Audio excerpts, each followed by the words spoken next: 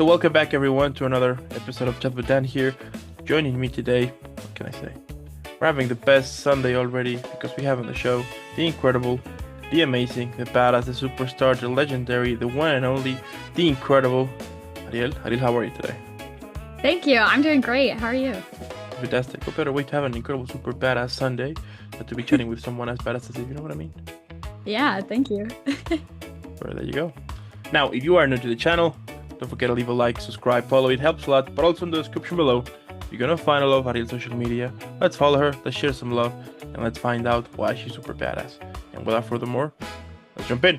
So, I want to start this whole conversation by throwing out the very first question, which is, what initially drew you to your passion? Was there like a performance, something that sparked the whole thing to make you realize, you know what, this is where I start my journey now?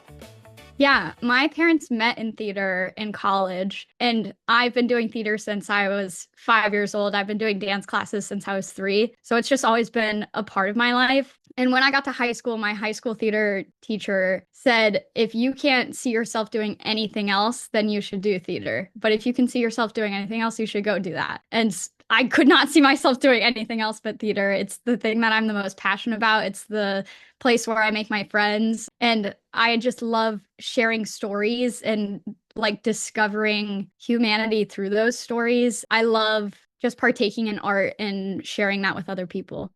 You know, when you strip away roles, credit, and expectations, tell me who you are at your core.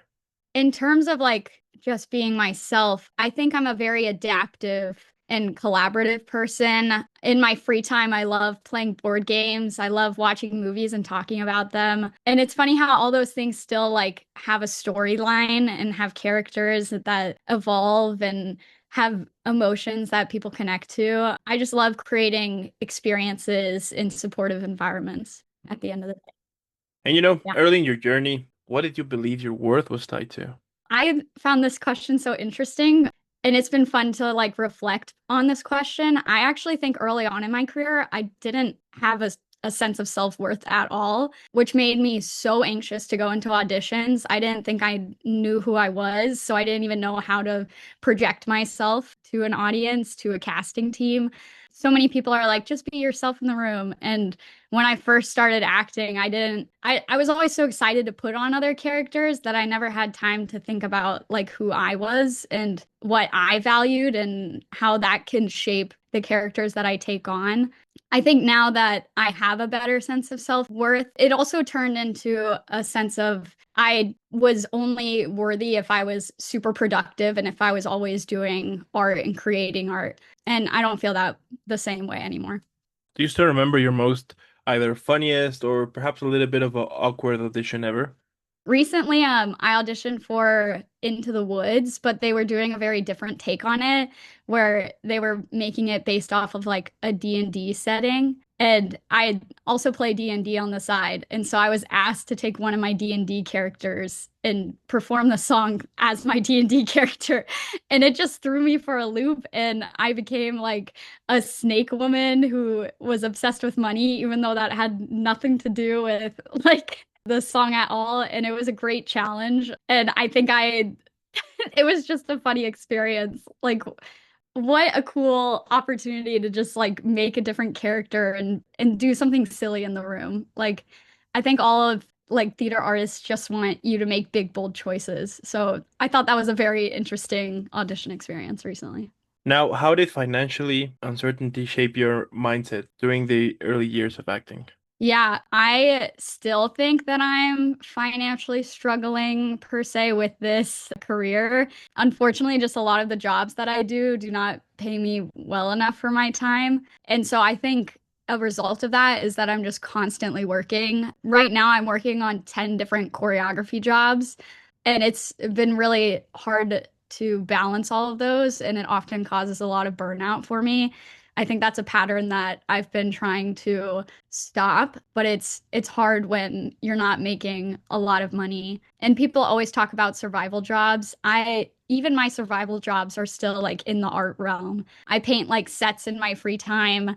I'm constantly choreographing and teaching like workshops here and there. I edit videos on the side sometimes. So I feel like I'm constantly juggling 70 million different jobs on top of trying to make like content for social media because that's a new realm of acting and having that side of yourself perceived on the internet. So, yes.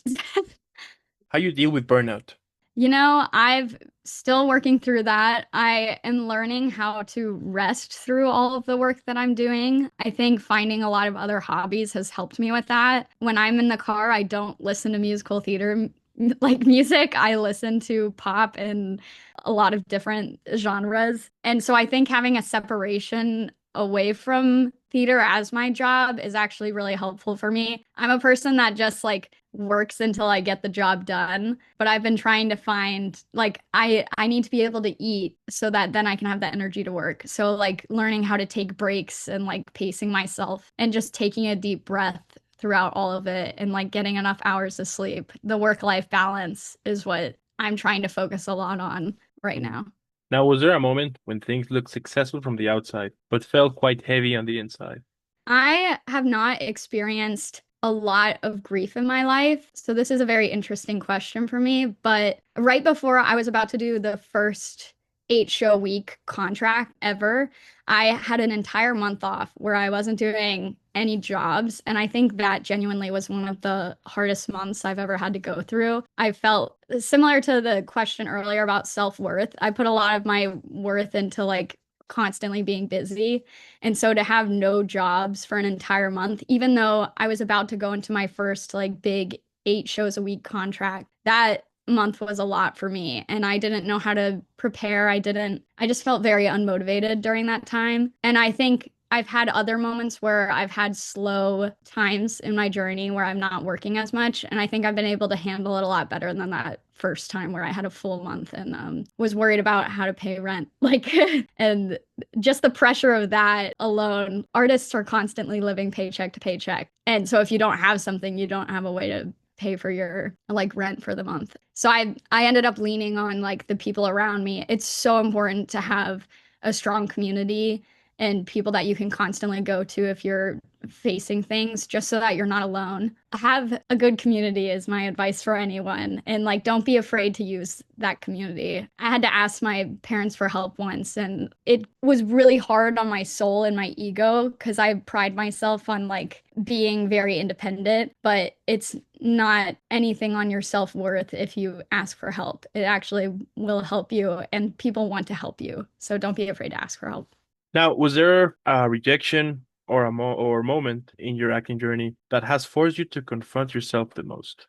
I think this was less of a rejection per se, but the first time that I ever had a principal role on a professional contract, in one of the rehearsals, I was having a one-on-one rehearsal with the director, and he asked me, he was like, "What's going on? Like, why aren't you doing what I'm basically asking you to do?" And my answer was that, like, this is my first professional contract. I'm just really scared about like making a mistake or not doing what you want. And he was like, "You don't have time for that."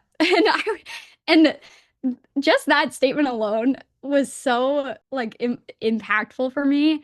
Like it was a hard truth, but he was so right. He's like, "We have 3 weeks to put the show together. I don't have time to be like dealing with your self-doubt." He didn't say that outright, but that's like the message that I got from it. And it's so right. Like I felt like in that moment I left off a worse impression than I would have if I just had taken a risk and like failed and tried again. I think the worst thing that you can do as an artist is to like limit yourself and hold yourself back because of your own self-doubt. So I think that was a very influential moment for me, and that really sparked a lot of my like mental health journey after that, where I don't want to bring my like own worries of my personal life into my workspace, and it's important to have that separation. At least it is for me.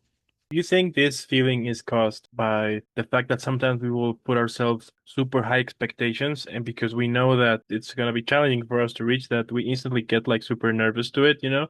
I've been thinking about this the other day, like how interesting it is that sometimes it's like our body is trying to sabotaging ourselves Mm. somehow. But yet again, I mean, once you actually don't listen to it and just take the jump, turns out to be an excellent experience that you get that you got the chance to learn a lot. You know what I mean?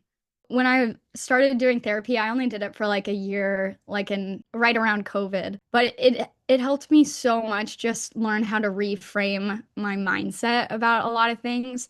The more time that you spend having and talking to that like inner critic, the less time you actually have to be like going for your goals and trying to achieve those and figuring out how to get there. And that's just been super impactful for me is learning how to like take a deep breath, reframe your thought process and mindset, and then going and achieving the goal that you actually want to be doing. That's been super helpful in my journey. All right. Now switching to our halftime show, quick speed round questions, yes, no, or pass, super simple. Gonna ask you a couple of questions in which you can only answer yes, no, or pass. You ready?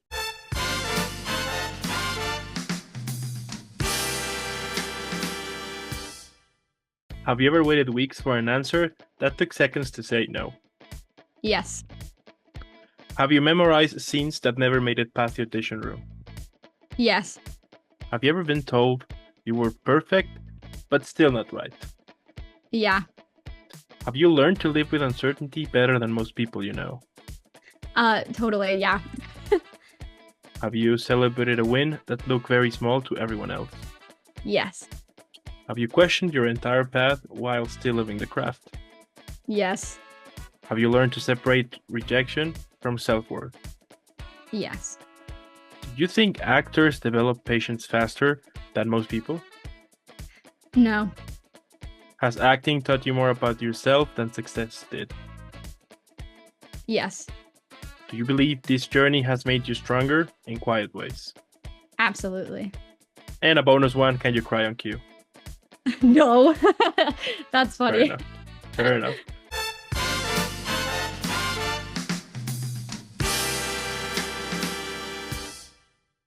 Now, returning to our regular transmission, tell me, what do you think is the biggest misconception that people have about actors? I have found in a lot of professional settings that actors are often undermined in having a voice in the room. I think that there are a lot of serious actors who spend a lot of time focusing on their character and those characters' goals and obstacles and like wants and needs. And I mean, I watched the like Stranger Things documentary recently, and there were so many times where an actor puts so much thought into just one moment of a character, and the director was like, "Oh yeah, sure," like, and was kind of like throwing it off, but was like, "Yeah, that was really great. Like, yeah, add that in." And I just wish that actors were seen more as intelligent and like intellectuals and like we are constantly studying our craft. So I wish people would like just give them more authority in the room and let it be Yeah. more of a collaborative process on all fronts. Instead of it just being about like the creative team collaborating, it also comes down to like the actor and their personal journey as well. And I don't think a lot of directors value the opinions of the actors themselves. So, in other words, to make them less feel like instruments. Yeah. Yeah, Mm. we're not like objects. Like we are living, breathing humans who are also processing the show at the same time. So, I think that happens a lot when you're starting out, right? That you are shy, that you're not sure if you want to share your thoughts on something, and I would encourage you to just do it. What's yeah. the worst that can happen? Like that they fire you? I mean, that would suck for sure, but you know what I mean? But yeah, then maybe I didn't want to work with them in the first place. Like that's what you got to learn through the journey. And tell me, how has been your process to set yourself boundaries? I think starting out, I definitely did not have a lot of boundaries. There was one time where I was working with someone else and they were just asking about like, "Oh, how was my day?" And I am a very honest person and I try to be very honest and relatable. And by sharing that like I stayed up really late and I wish I had gone to bed earlier, they ended up like reframing that around and using it against me later as like, "Oh, you're called me like a procrastinator for staying up late and like sort of doing things the night before." But I was coming to them in like a very honest, like real place and trying to connect. And so I was really off put when that was used against me. So I've learned like you kind of have to get to know the people first and you can be honest to certain people that you can trust, but there needs to be that sense of trust before unfortunately, like opening up and being real. Like I could have just said I was tired and not all the other things, and they wouldn't have necessarily used things against me. But it's a very competitive world, and there are people who fight against that competitiveness by being collaborative and like sharing with experiences with other people. And then there are other people who aren't looking out for your best interests. And so I think learning that boundary and like having friends outside of theater has also been very helpful, and like really relating and like having people that I can trust with all of that information as opposed to opening up and unpacking everything to everyone. And how you deal with fake people and this whole hypocrisy that sometimes comes around, right? The fact that some people are gonna pretend they're your friends, but they are just there because either you are in a better position somehow or because they want to take advantage on. So how you deal with that?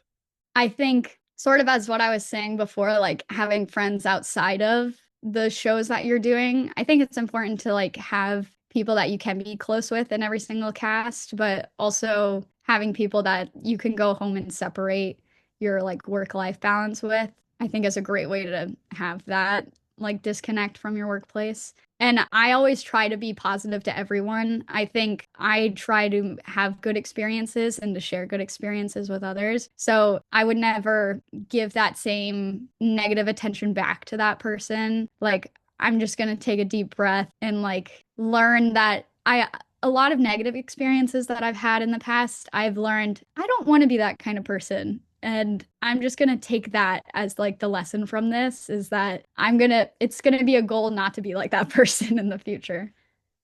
All Mhm. right, more badass. Yeah. Basically. That's what we're trying to be. Amazing, amazing.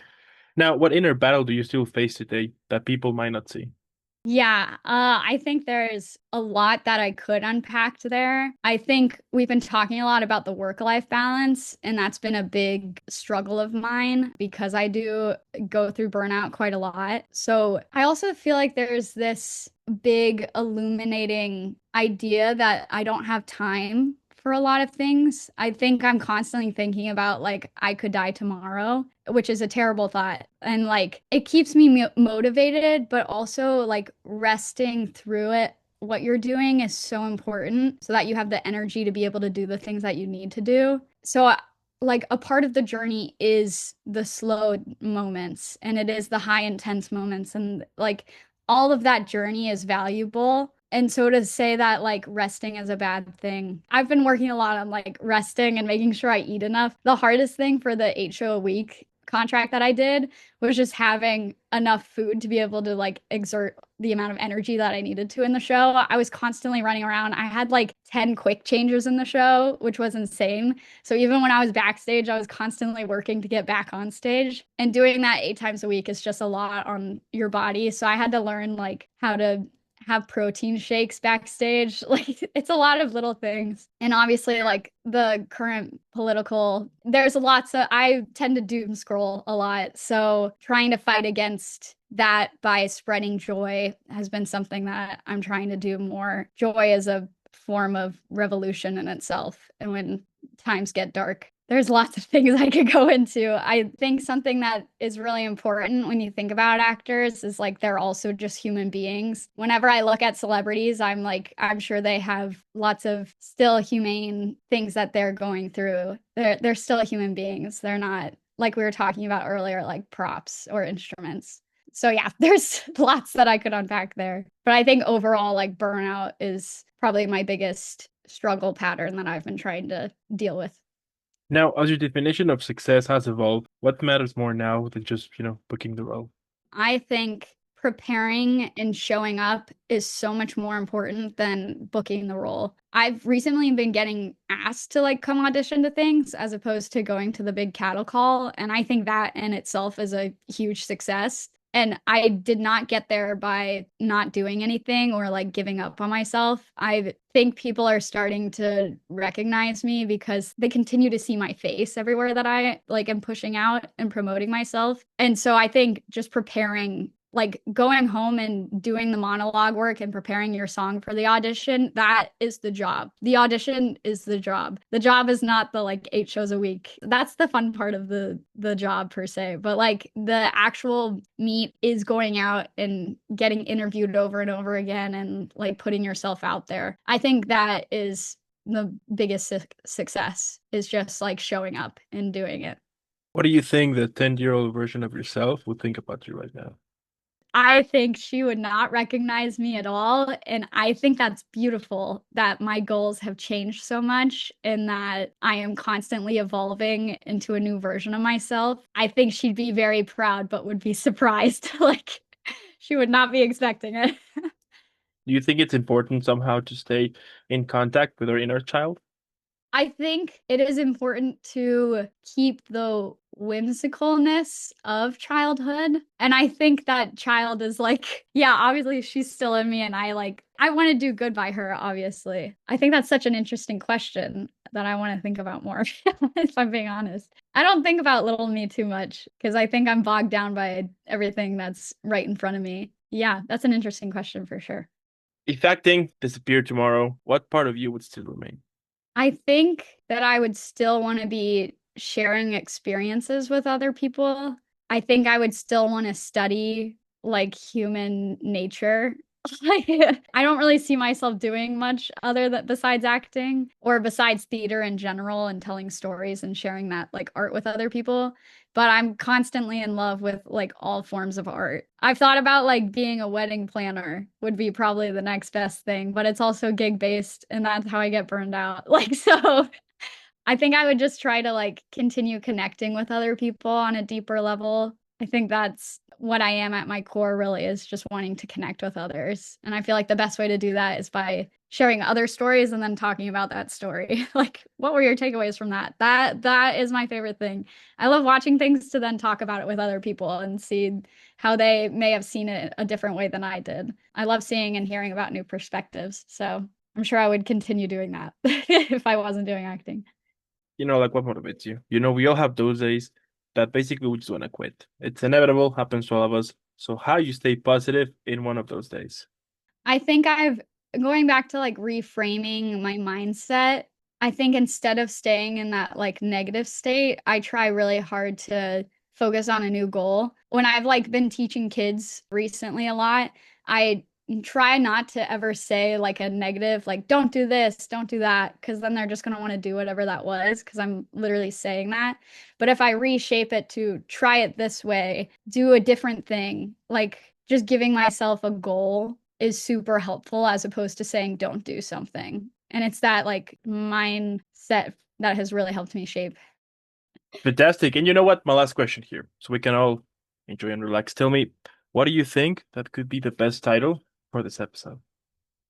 Badass with Ariel or something like that. Like learn how to be a badass with Ariel Kraje. That? You want that to be the title? Great. Yeah. Sounds good to me. I mean, sounds like a franchise. Who knows? You're saying. Yeah. I'll make it. I'll make it a thing. Sounds like a plan. I mean, what can I say? I just love the fact you're doing this. I love the fact you are making this happen. I mean, we all know that doing something outside a typical 9 to 5 does be a little bit of a pain in the butt sometimes because you're basically starting from scratch.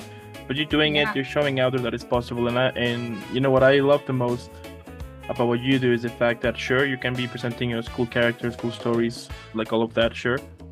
But the most important thing is that you're showing there that dreams are possible, and that type of that positive message right there is super important, and I do think, especially right now in this crazy messed up world, the fact that we can rely on people like you who is showing us that dreams are possible, who, that as long as you stay honest to yourself, you can actually find joy in what you do. That's incredible. And as I said before, now I discover why you're badass, so there you go. Thank you. I really enjoyed this conversation. Thanks for asking me to do it. Yeah, same here. I do want to thank also those who stayed the whole episode. I don't know what you think in the comments below, but by this point, come on. We already found out why Ariel is super badass. So let's follow her. Let's share some love. Hashtag Team Ariel. And again, thank you for making this happen. Keep shining out there. Keep rocking. Keep kicking ass. Have an incredible upcoming week. And I'll be seeing you in the next one.